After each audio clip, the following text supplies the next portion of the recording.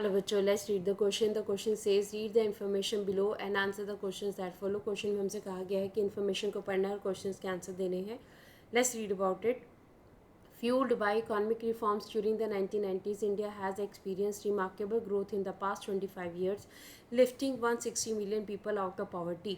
देखिए क्या हुआ 1990s में हमारी इकोनॉमिक पॉलिसी जो है चेंज हुई. यहाँ पर लिबरलाइजेशन आया और ट्रेड के ऊपर जो बैरियर्स थे इसको फिनिश किया गया. उसकी वजह से क्या हुआ, इंडिया में काफ़ी जो है प्रोग्रेसिव चेंजेस आए. इंडिया में 160 मिलियन लोग जो हैं पॉवर्टी से निकाले गए पिछले 25 सालों में. India is projected to be the fastest growing major economy in 2017 and 19. India जो है 2017-19 में फास्टेस्ट जो है ग्रोइंग मेजर इकॉनमी के रूप में जो है आगे आ रहा है and will be the third largest economy in the world by 2030 तक इंडिया जो है थर्ड लार्जेस्ट इकॉनमी बन जाएगा.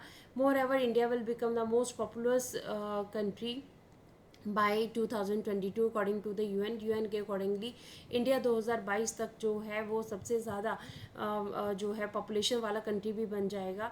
The current government has an ambitious reform agenda on many fronts to sustain this growth path and improve the citizens wellbeing. जो government यहाँ पे अभी work कर रही है उसका मेन जो एम है वो क्या है, उनका मेन एजेंडा है कि ज़्यादा से ज़्यादा इम्प्रूवमेंट सिटीजन्स की इम्प्रूवमेंट के लिए वर्क किया जाए, उनकी ग्रोथ के लिए, उनकी अच्छाई के लिए जो वर्क किया जाए. सो however there is a fear that the economy is not creating enough.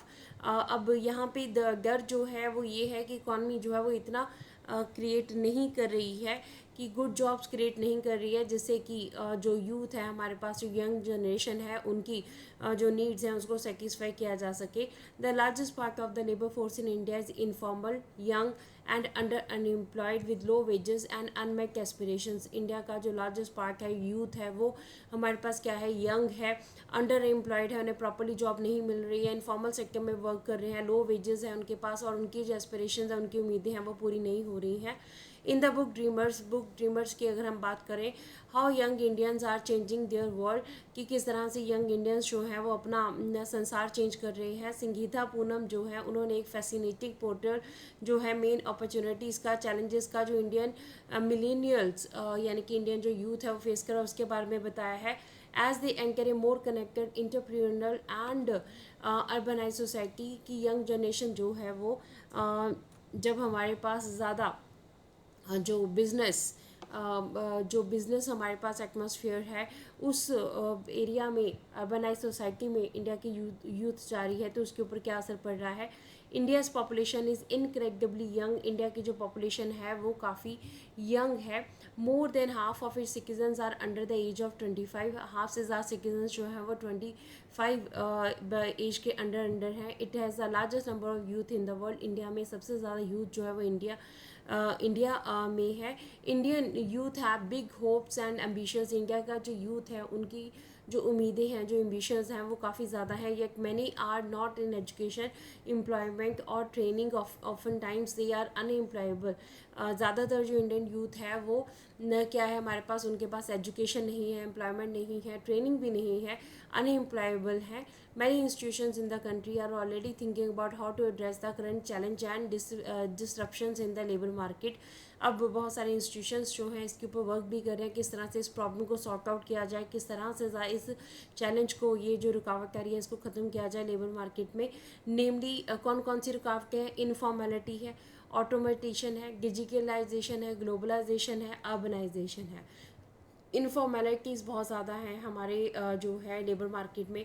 ऑटोमेटिशन है, ज़्यादातर जो चीज़ें, टेक्नोलॉजी जो है काफ़ी ज़्यादा आ रही है. डिजिटलाइजेशन हो रहा है, उसका भी काफ़ी इफेक्ट पड़ रहा है. ग्लोबलाइजेशन हो रहा है, ट्रेड मार्केट जो है वो काफ़ी बढ़ रही है, उसका असर भी पड़ रहा है. अर्बनाइजेशन हो रहा है, उसका असर भी इंडिया के यूथ के ऊपर पड़ रहा है. So in the case of India, changing demographic graphics and informality will probably be the most essential element to address if continued economic growth.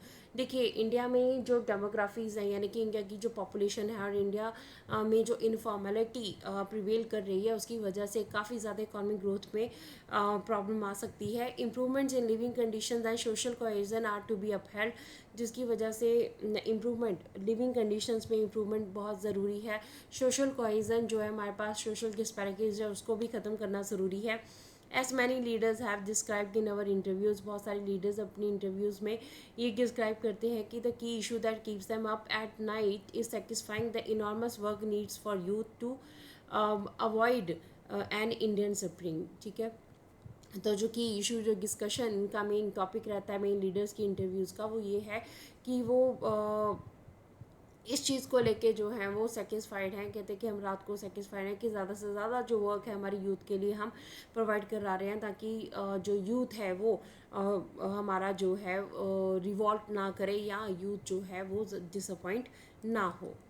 So India will become the most country by 2022 according to the UN के according India जो है 2022 में क्या बन जाएगा, इसके बारे में हमें बताना है। कौन सी कंट्री बन जाएगा, क्या एजुकेटेड कंट्री बन जाएगा, पॉपुलेटेड बन जाएगा, यूथ कंट्री बन जाएगा, या नन ऑफ दीज बन जाएगा।